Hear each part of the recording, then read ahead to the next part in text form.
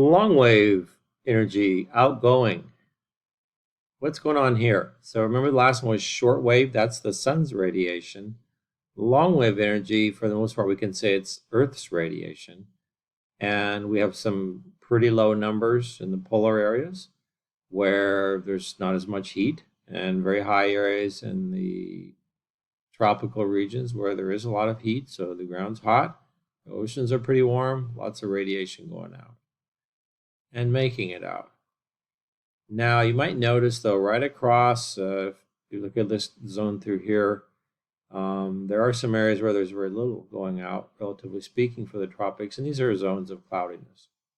And this was probably a December image given where they're located here. You can also see the cloudiness here across much of these islands or archipelagos here in the equatorial Pacific, just a little south of the equator.